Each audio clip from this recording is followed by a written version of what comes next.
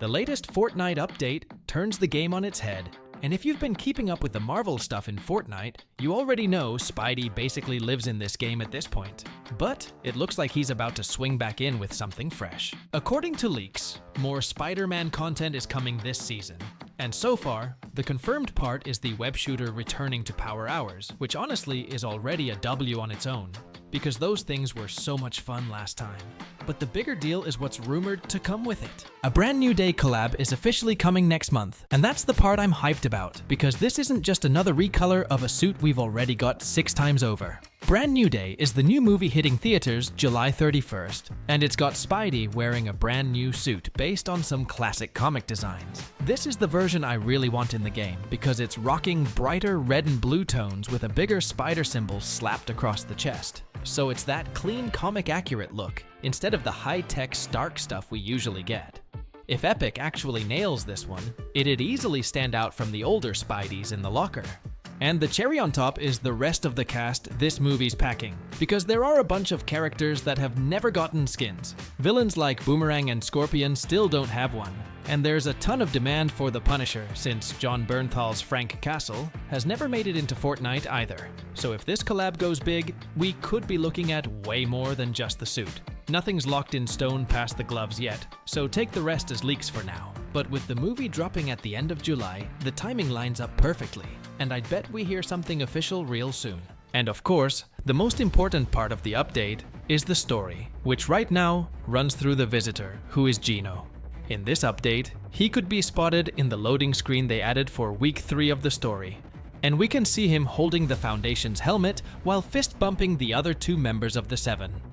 Also tied to the story, we'll have some quests to rescue a giant gem that's now under the control of the Dark Voyager. So we'll get to see how the story evolves in this part too. If you've been enjoying this season, Fortnite just dropped some content that you absolutely can't sleep on, because we've got some insane improvements to the game, a ton of collabs, and even a brand new season over in OG.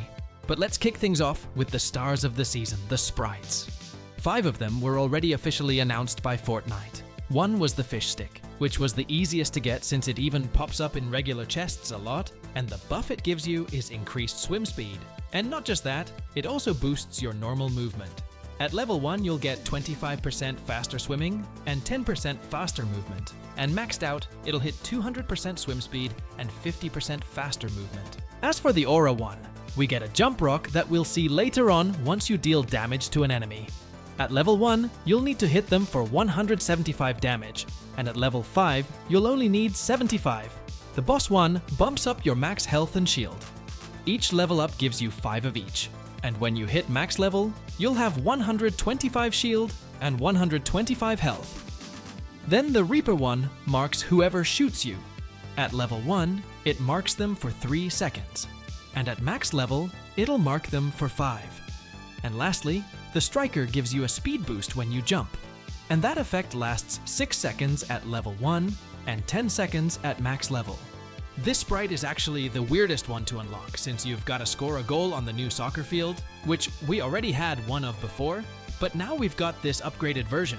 And speaking of locations, where Jones is hanging out has changed too, since now loopers bring gifts and flowers to Jonesy's recovery capsule. Now, circling back to the sprites I haven't covered yet, we've got the 7-1 and the Air 1. The Air 1 boosts your sprint speed and jump height, and on top of that, it cancels fall damage, so it's probably the best sprite you can run. And honestly, all leveling it up does is increase your jump. As for the 7-1, you can see your enemy's footprints on the ground, and that lasts 10 seconds at level 1 and 30 seconds at max. All of this drops as part of the new event called Fortnite Goes Wild, which would be, in heavy air quotes, the summer event, though we'll probably get a lot more. And this image confirms it'll run from the 25th to July 9th. Now for skins and collabs, let's start with Olivia Rodrigo, which we already knew was coming. We've also got this emote here from her iconic song, and even a second emote, this one right here. As for instruments, which double as a back bling pickaxe, we've got this. And finally, her microphone. This skin, by the way, is also an NPC on the island, and if you talk to her, she'll gift you a loading screen, this one here. Then for the 4th of July, we've got the American Dad collab confirmed, and in this case, we'd be getting Stan Smith with a back bling pickaxe, and probably a sidekick that we don't know yet. though the most likely picks would be Roger, since he's the most popular character on the show, or Klaus, since we've got a fish in the game, and he's actually Stan Smith's pet. And the one we won't have to wait long for is Mongrel, since a few days ago we saw a video where he announced something really special with Fortnite. This turned out to be a skin or something like it, since this character looks like an actual Fortnite skin, and if you take off the mask, you can see it's the streamer's face. But check out all these new skins and emotes for yourself.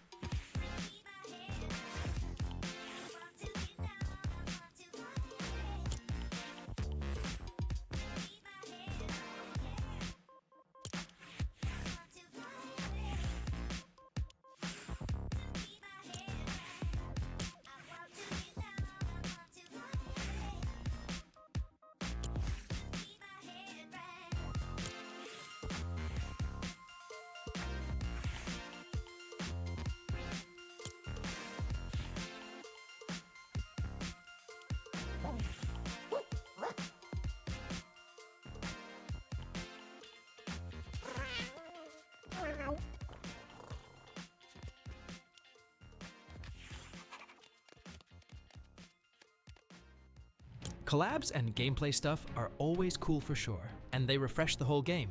But what's most important this season is the storyline, which got deeper than ever.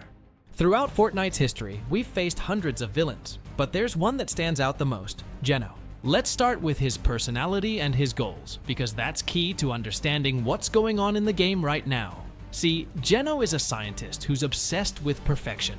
That's literally why his body stays young even as the years go by. But it goes way deeper than that, because his whole mission to control the entire universe comes from wanting every reality to be flawless, just like him.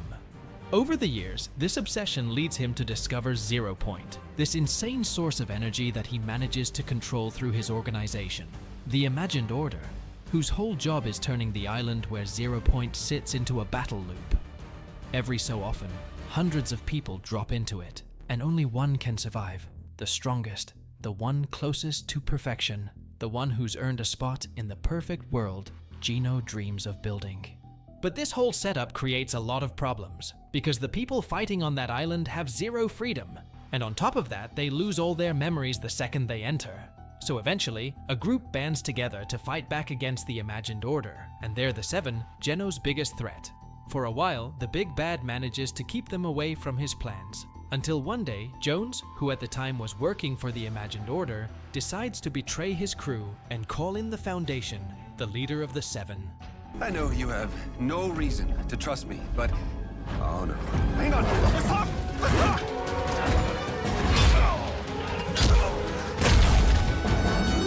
Geno! I can get you to Geno. This new alliance kicks off the war between the Seven and the Imagined Order, and it brings out some essential characters for understanding Geno, like Sloan, the group's top scientist, who also gives us our very first glimpse of what Geno looks like. On the flip side, we also meet the Order and the Imagined, who are Geno's daughters, and who his organization is literally named after.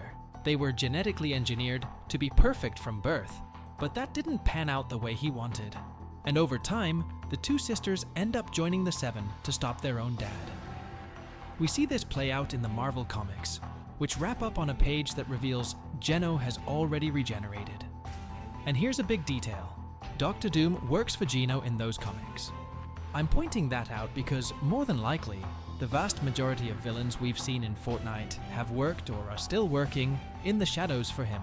After the Season 3 final live event with this new island created, Geno is forced to run his Plan B, use this new world to create the Oathbound, led by a loop copy of himself and Stellan, two essential characters who've carried us all the way here. Same perfectionist vision, but seen through the lens of a man with honor, represented by a medieval character who only uses battle to protect the world he wants to defend. This alternate origin also explains how Geno's personality evolved, because the man who now does literally anything for control and the pursuit of perfection started out only wanting to make the world a better place. But over time, he came to believe that'd be impossible unless he's the one shaping it. As for Stellan, we've got a guy working for the Oathbound who got orders from the Ageless to build a rift portal. He builds it because a shapeless man is whispering to him in his dreams, telling him he has to do it or there'll be terrible consequences. So he even asks us players to help him put the portal together. But somebody mysteriously sabotaged it, creating a red rift up in the sky. And this is where my theory kicks in, because that's the exact rift the Shapeless Man always wanted to create, who, surprise surprise, is Geno. Here's the thing, we already saw that same rift back in the last reality event, except that time it was the Cube Queen who generated it. This is where we've got to rewind to the moment Geno disappears, because after regenerating again, he most likely joined the last reality. Or maybe he's even running it now that the Queen has fallen. And there's the whole thing about those red rifts being the same ones we see years later in Fortnite OG, the ones that spawn the corrupted cube and bring the visitor's ship to the Chapter 7 island.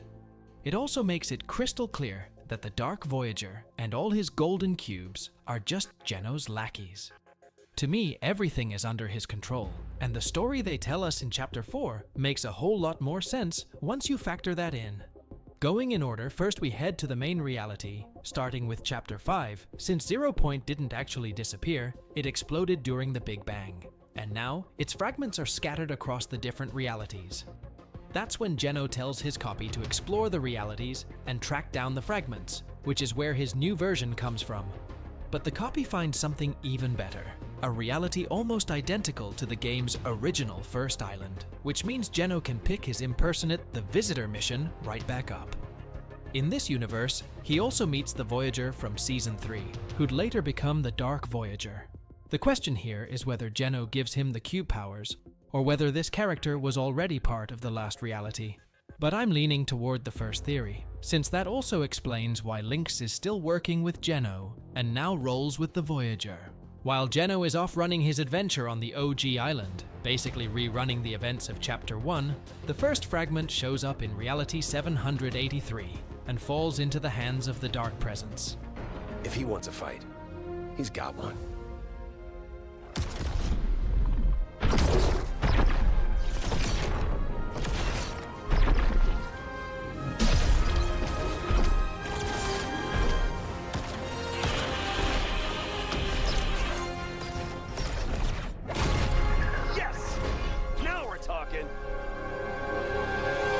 Time to take back our island.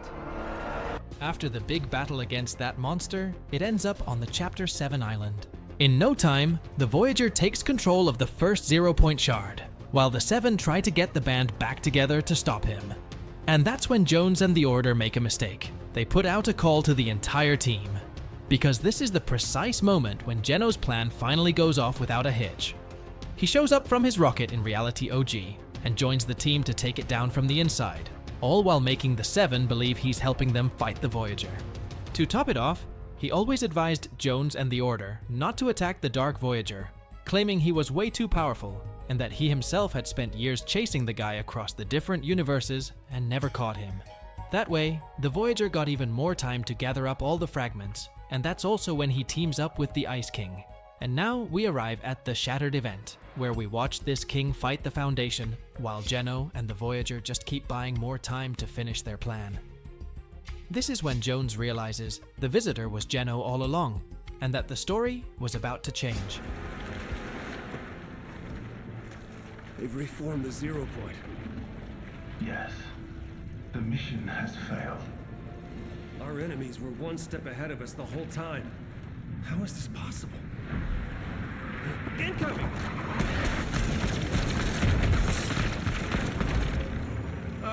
We got a problem here. Actually, everything is going according to plan. What is this? Geno? It's been you all along? The Seven may still prove useful to me. I fear the same cannot be said for you, Agent Jones. What are your orders, Master? After this final event, Jones is still alive, but recovering in a pod protected by Hope and the Geno himself. As for the Voyager, he's gone into hiding, leaving Doom on the island to cause problems for the few remaining members of the Seven, while he and his boss plan their last move, retaking the island, claiming 0 Point, and creating their own perfect universe. And now, to see how this whole epic story ends, all you've got to do is hit subscribe.